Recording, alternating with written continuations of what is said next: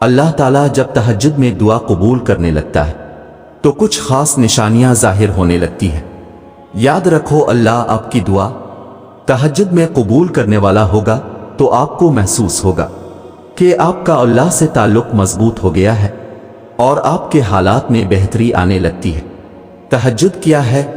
یہ وہ نماز ہے جو ہم پر فرض نہیں کی گئی، تو پھر اس کا اجر اتنا کیوں ہے؟ آپ نے کبھی یہ سوچا ہے؟ اس کا اجر اس لیے ہے کیونکہ اس کا پیغام نہیں آتا، اس کے لیے خود اٹھا جاتا ہے۔ آپ کے دل میں موجود تڑپ آپ کو اٹھاتی ہے، ایسی تڑپ جو گہری نیند سے اٹھا لاتی، جو ہمیں آدھی رات میں اپنے بستر پر سکون سے سونے نہیں دیتی۔ اور اس تڑپ کے ساتھ جب بندہ اپنے رب کے حضور اپنی پیشانی زمین پر رکھتا ہے تو اس کا وہ سجدہ اسے فرش سے عرش پر لے جاتا ہے۔ اس خدائے بزرگ و برتر کی رحمت اپنے بندے کو اپنے سائے میں لے لیتی ہے۔ بندہ اپنے رب کے سب سے قریب ہوتا ہے۔ اس وقت بندے کا بہایا ہوا ہر آنسو آنکھ سے بہتا ہے اور سکون دل میں اتار دیا جاتا ہے، ہر تکلیف ہوا میں کھوسی جاتی ہے۔ اس وقت رب اتنا قریب محسوس ہوتا ہے کہ لگتا ہے بس وہ ہمیں ہی سن رہا ہے۔ وہ ہمارے اندر ایک ایسا یقین پیدا کر دیتا ہے کہ اس نے ہماری مانگی ہر دعا کو قبول کر لیا ہے اور ہماری ہر خواہش کو صحیح وقت پر پورا کر دے گا۔ تہجد کا وقت خدا کی محبت کا عروج ہوتا ہے۔ تہجد بہت خاص ہوتی ہے، بہت خاص۔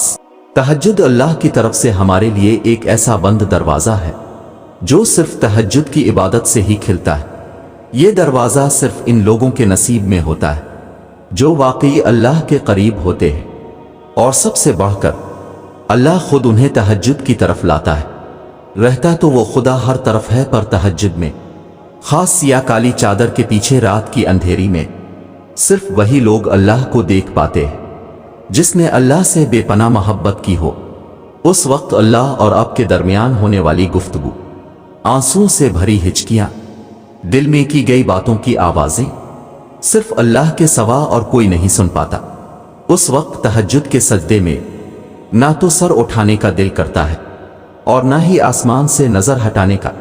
اور اگر ایسا ہو جائے کہ کبھی اسی دوران تمہاری اللہ سے تہجد میں ملاقات ہو جائے اور وہ تمہارے روبرو آ جائے، وہ منظر تمہارے لیے معجزہ سے کم نہیں۔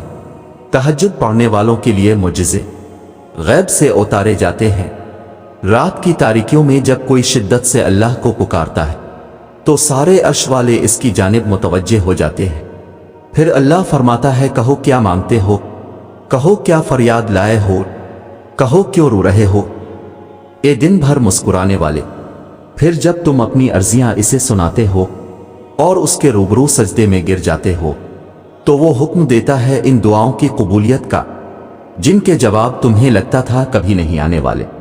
پھر وہ تم سے کہتا ہے، لو بھر دیا دامن تمہارا، یقین کی جھولی پھیلانے والے، کن لکھ دیا گیا ہے۔ اب میں تمہارے نصیب میں مان گیا ہوں، میں مان گیا ہوں تم سے، مجھ کو منانے والے۔ تمہیں لانا تھا مجھ تک یہ امتحان تو بس تھے بہانے۔ تہجد میں کچھ تو خاص ہے، تبھی میرے اللہ نے اس کو اتنی فضیلت والی عبادت کہا ہے۔ کچھ تو خاص ہے، تبھی اللہ اپنی اس عبادت کے لیے پہلے آسمان پہ آتا ہے۔ کچھ تو خاص ہے، تبھی اللہ کسی کسی کو چنتا ہے، جس کو چن لیتا ہے پھر اس کے لیے معجزے کرتا ہے۔ تمہارا تہجد تک آنا ہی تمہاری دعویٰ کی قبولیت کی سب سے بڑی نشانی ہے، پھر تم کیوں اس کی دیری کو اس کا انکار سمجھتے ہو؟ تہجد اللہ کی طرف سے دعوت نامہ ہے۔ جب اللہ کو کسی سے ملاقات کرنی ہو اور بات کرنی ہو تو وہ اسے تہجد کی لگن لگا دیتا ہے۔ جب یہ سارا جہاں خاموش ہوتا ہے، پھر رات کی تاریکی کے اس عالم میں خدا اپنے بندے سے ہم کلام ہوتا ہے، اور تب یوں محسوس ہوتا ہے جیسے شاہ رگ کی حدوں کو توڑے ہوئے وہ رب ہم میں سما گیا ہے، اور محبت کی کیفیت دوڑنے لگتی ہے۔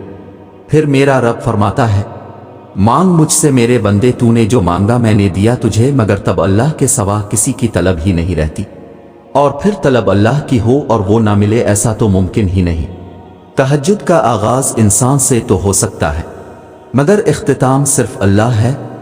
دل میں اوٹیتی ہوئی مسلسل تکلیف جب رات بھر جگائے رکھتی ہے تو روح کی بے چینی اللہ کے روبرو لا کر کھڑا کر دیتی ہے۔ پھر کچھ درد سنایا جاتا ہے، اور دا کے لیے بے جان ہاتھوں کو اٹھایا جاتا ہے۔ جب سارا غبار باہر نکل آتا ہے تو سکون کی عجیب سی کیفیت طاری ہو جاتی ہے، جیسے سارے دا کے کسی نے اپنے اندر جذب کر کے روح کو آزاد کر دیا ہو۔ اللہ سے کی گئی وہ ایک ملاقات، وہ ایک گفتگو ساری الجھنیں سلجھا دیتی ہے۔ پھر مجازی ڈاکے نہیں بلکہ حقیقی محبت سونے نہیں دیتی، پھر رات کی نیند اچھی نہیں لگتی، پھر بس اللہ سے ملنے کی طلب رہتی ہے، پھر دنیا کی خواہشیں ختم ہو جاتی ہیں اور عرش والے کی لت لگ جاتی ہے۔